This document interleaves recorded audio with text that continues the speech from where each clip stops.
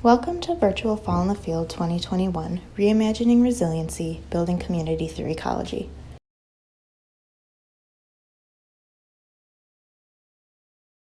In this lesson, we will be exploring the history of the Cascade-Siskiyou National Monument, a protected area of land right in Ashland's backyard. This land is located within the ancestral homes of the Shasta, Takelma, and Lakgawa peoples who have lived here since time immemorial. The Cascade-Siskiyou National Monument, or CSNM, is considered an ecological wonderland where three geologically distinct mountain ranges meet and create an area with a large amount of biological diversity in various landscapes. The monument was originally created in order to protect this biodiversity. Do you know what biodiversity means? Biodiversity is the variety of life in a particular habitat or ecosystem. The monument is home to a wide range of biological, geological, aquatic, and historic resources that have been given protection for years to come.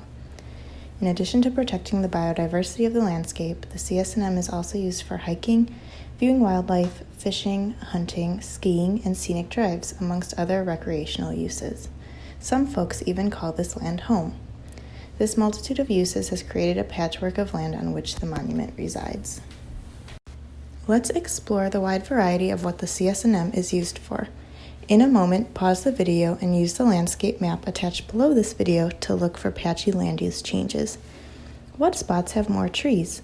Which spots have fewer or no trees? You might find land used for grazing, tree removal sites, vineyards and other agricultural uses, trails, and even residential areas. How many land use options can you count? Whatever you find, record your observations on the Monument Mayhem worksheet, also attached below this video. Pause the video now to complete this activity and return when you are done for part 2.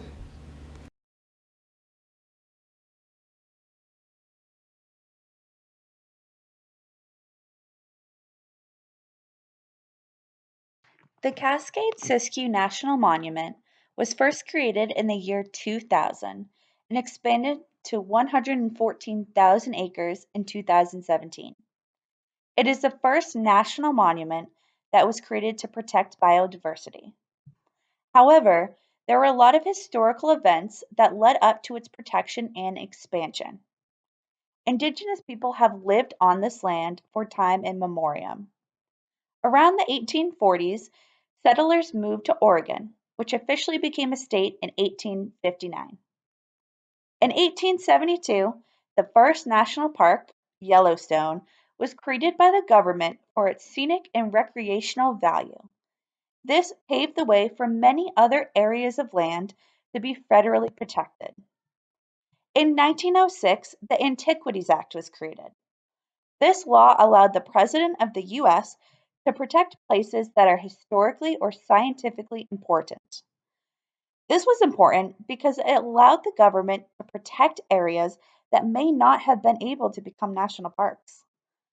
In 1946, the Bureau of Land Management, which currently oversees the National Monument, was established. This organization was originally created to oversee the survey and sale of public lands. Today, it is responsible for the care and protection of the National Monument. Prior to the monument becoming established, most of the land was owned by the government, but some of it was still privately owned.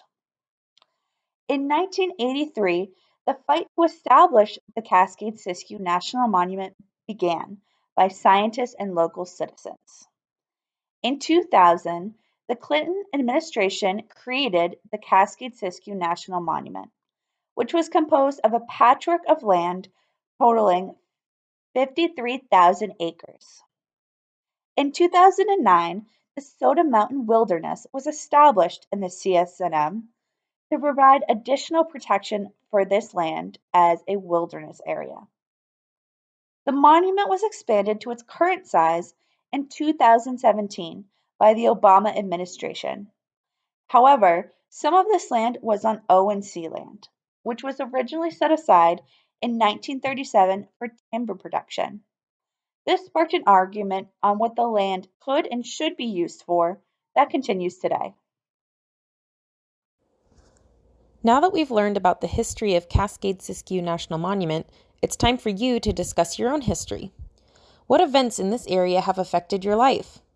Have you had any fun or memorable experiences in the monument or around Rogue Valley? Create a timeline to see how events in your life connect you to this place.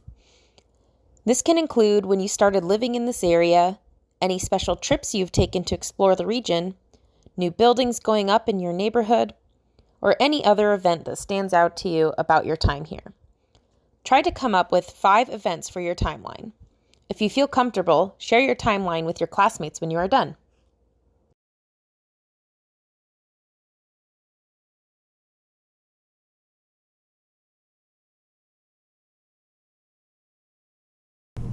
We've learned a little about the background of the Cascade-Siskiyou Monument, and we've identified some important points in our own lives.